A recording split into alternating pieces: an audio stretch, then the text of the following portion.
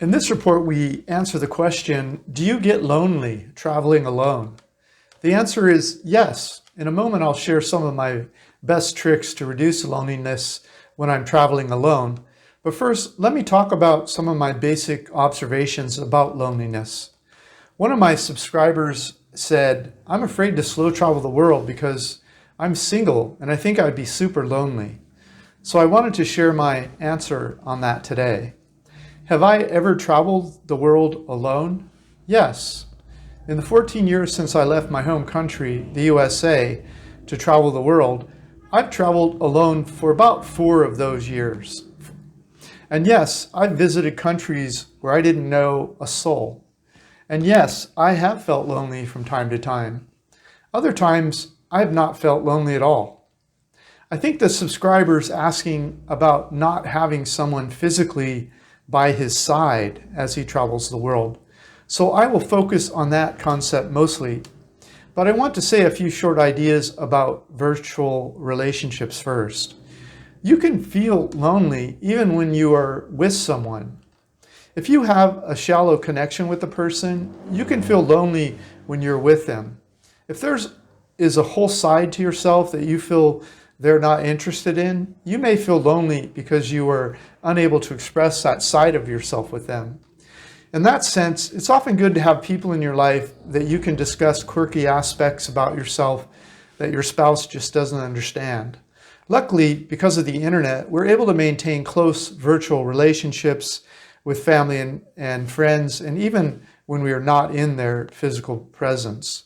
So as you travel the world, keep those lines of communications open so you can discuss politics, religion, or business, or whatever your spouse has no interest or nuanced understanding about. So even if you are traveling with someone, don't expect them to have the same level of interest or knowledge in the same subjects as you. You can feel deeply connected to someone who's not with you. Most of us have had the experience of having long text message exchanges with someone in another part of the world or the state or the city even. Others of us have had hours-long telephone conversations with someone and felt really connected to them when they were in another part of the world. These are often the beginning stages of what later becomes a romantic relationship, but not always. In fact, at times when I've been single, I've experienced weeks and even months when I'm in almost constant contact with a potential lover throughout the day. I'm not into long-distance relationships, but if I'm planning to meet someone in the next few weeks, this is a great way to get to know them before you can meet them in person. But you should include at least a few Zoom calls to see if there's a basic attraction before you get too excited about an anonymous person that you've never met before. I never let these virtual relationships go for more than a few weeks. That's why I never put up a dating profile in a new country until about 2 weeks before my flight when I'm single. These sorts of text and phone call exchanges also happen when close friends or families are going through good or bad milestones in their life, like death or marriage, divorce, job changes, business failures, relationship troubles. Do you get lonely traveling alone? Of course. We all do from time to time. So what are some of the issues I think about when answering this question? You might be more lonely if you stay home. Why would you be more lonely staying home? Because your mind doesn't have all the distractions when you're home as it will have in a new place. You just sit home and think about the fact that you're alone. Nothing is new in your life to distract you. You're hanging out with the same people, doing the same things, and nothing new or exciting is distracting you from your loneliness. When you're in a new country, you can take a group tour and talk to people you've never met before. Learn about a new part of the world you're in. Take a cooking class, take yoga class, take an arts and crafts class, take a salsa dancing class. When you take a tour or class in a new city, you're able to communicate with the people without them thinking you have some ulterior motive. They know you are on the tour with you. You're not trying to sell them anything or pick up on them. They relax and get to know you. you finally have a natural environment to meet people and get to know them in a non-threatening way. You're on this tour together. Of course you're going to smile and say hello. Of course you're going to ask what country they're from. Of course you're all going to chat each other up when the tour bus stops for lunch. People are relaxed and when they're on a vacation or a holiday. They know the other travelers flew to this country and want to experience this local culture. They know you can afford to fly and are unlikely to ask them for money or ask them to buy a souvenir from you. They see you as like them, just a traveler. Compare that to going out on a Saturday night in your hometown. People are there to pick up on each other and try to have a relationship or sex, right? So if you start chatting someone up in your hometown, you're going to get a bunch of resistance. You're probably so tired of the rejection, you just talk to your buddies and drink beer or whatever. In that sense, your existing friends are sort of blocking you from meeting new friends. So your physical loneliness of going home alone on a Saturday night and for the rest of the week because you didn't meet anyone is more likely to occur in your hometown than out traveling. You're less likely to meet someone interesting at home because your family and friends fill your schedule and your intentions not on anyone new. But if you start having a casual conversation with someone on a tour with you, they're probably not going to automatically think about whether or not they're attracted to you. You won't have to overcome that resistance when you travel. You're all there to discover this new country or city, so conversations happen more naturally and freely. People are just more relaxed when they travel. Travelers wake up in the morning with a smile on their face. They don't have to work today. They don't have to mow the lawn. So if they walk to some ancient ruins near the accommodations, they're excited, happy, feeling adventurous. They're not thinking about the 10 problems they have to solve that day. Their head is up a little. They're looking all around, trying to figure out what this new world's all about. If they see someone near them in khaki shorts and a camera taking pictures, they often smile, so you could smile back. Say something back. Can you believe this place is 1,000 years old? They aren't trying to solve 10 problems today, so you won't be interrupting their chain of thought. The conversations just happen naturally because people are more relaxed when they travel. Plus, they want excitement. They want some story to tell about their vacation. And they don't know what direction it's going to come from, so they're just more receptive to living in the moment. Next, form culturally based connections. Study the culture of a place before you arrive. If the locals are into salsa dancing, take salsa classes. If the locals are into yoga and meditation, take yoga and meditation classes. If the culture is into hiking, biking, or cooking, join groups and take classes that you're interested in that are an important part of their culture. That will put you in a natural environment with people that are interested in the same things as you. That will form the basis of the relationships you will develop. When people see you caring about and learning about their culture, they'll naturally be interested in you. Who is this foreigner that wants to hang out with us and get to know our culture? People around the world are naturally more interested in people from interesting foreign places. Even if your ability to speak the local language is limited, there'll often be someone there that wants to practice their English. Doors will open quickly for you. It is also okay to form relationship with expat groups, and expats you'll find have no interest in the culture they're in. Some of them don't. They just hang out with expats. They'll just want to hang out with other people like them. But to really understand and appreciate a new culture, you should also form bonds with locals. You're likely to find yourself in a very interesting situations that develop out of the people you meet in these classes and groups, both local and foreign. But the high quality locals you meet are more likely to come from the cultural interests you form while in a new country. Traveling communities. The world is full of traveling communities now. One such traveling community calls itself digital nomads.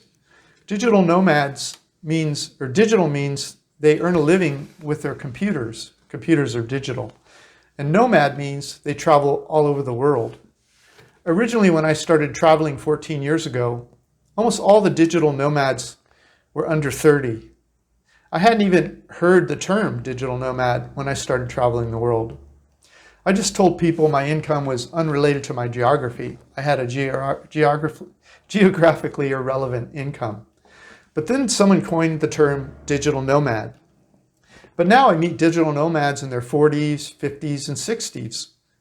With people being able to work from home now, I'm sure we'll start seeing nomads in their 70s and 80s before long. Once that happens, they won't call me Grandpa Nomad anymore. So can you now be part of these traveling communities? For almost any part of the world now, just Google digital nomads in Buenos Aires or co-working spaces in Puerto Escondido, Mexico. You'll find a place where you can park your butt for a few hours per day and make a few connections right away. Finally, and frankly, I was surprised how welcoming the 20 and 30-year-olds were when I showed up at some of these co-working spaces around the world when everyone was still so young. Many people, couples and singles, show up in these co-working spaces and work part of the day and play the other part of the day. They often have social calendars that say what activities are happening that each day. And many don't seem the least bit cliquey.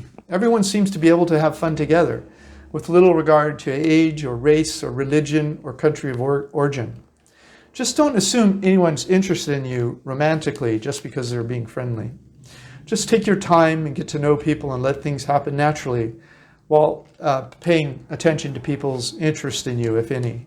Just realize that most of the people are still younger and they're being polite because that is just how digital nomads generally are. You're unlikely to form a romantic relationship in these communities with people decades younger than you because they are successful, self-sustaining world travelers. But it's a great place to make connections and have a soft landing when you get to a new country. These are also great places to network for business, ideas, resources, if you're starting an online business or life. Many people in these communities have been living internationally for decades or more, like me. Online dating. When I was single, I almost never put up an online dating profile until 1 or 2 weeks before I arrived in a new country. You can easily ruin a great relationship prospect by communicating too long before you meet in person. People get insecure and needy after about 3 weeks of intense communicating, which makes things go bad before you even arrive in their country. So don't do long distance online dating. Just put up your profile a week or two before you arrive in a new country. Also, be casual about your communications. If you get too specific or serious, you'll sound too needy. Just meet people in person within a week or two once you start communicating. You have to meet and see if there's a mutual physical chemistry before investing too much time in any potential relationships. Once you're in the country and you have communicated for a few days to a week, 2 weeks maximum, it's time to meet to see if there is any chemistry. Once 2 weeks are up and they don't want to meet, even though you're nearby each other, I would just end the message saying, text me when you have time to meet. I don't want to push things any further until we know if there's mutual chemistry. Also, don't give anyone any money for any reasons. I'm not going to say more about that. It should be obvious. Meet in a public place for a coffee or a meal for an hour and agree that you will both think it over and meet again for an official date if you both agree there's chemistry. Nothing worse than meeting someone and having a 3 or 4 hour date when you know in the first 5 minutes they're not right for you. Also, as an expat, you'll make unusual connections. There's various expat pages where people meet online. You could look into that. Just Google expats and the name of the country. When I first left the USA in 2007, I moved to New Delhi, India for work. I made friends with expats and locals that I had almost nothing in common with. The only thing that you may have in common is ending up at a party standing near each other. At the time, I was in my late 40s, and I made lifelong friends with people from like 19 years old all the way through about 70 years of age while I was living in India. People with zero education all the way up to doctors. People with very little money to a few that were very wealthy families. Expat circles are very interesting because the people are from all over the world, and they're there for many different reasons, for business or government or charity. You're unlikely to ever find yourself in such a diversity population of people, and so you'll really enjoy it. The world is a book, and people that stay in one country their whole lives read merely a chapter. But if you're lucky enough to get out of your home country and spend time in other countries, you'll be amazed how fascinating it is to read the other chapters of that book.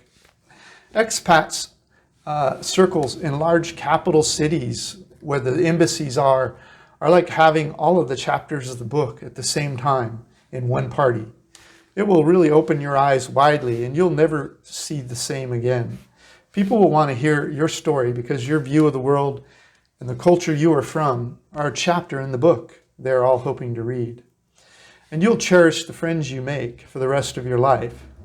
If you remain positive and interested in the people around you in these circles, you'll not only get to read all the chapters of the book of the world, but you may form some deep connections with people all over the world that will make your many years of traveling interesting when you show up in their country. Take the beauty that flows into your life. We often have a very specific idea of who we want in our life romantically. Experience has shown me that it's better to keep an open mind about who might fit into your life comfortably. Other than basic physical attraction, I'd be more open about exactly what you're looking for. In other words, put away the list of things they must have or be to qualify to be your lover.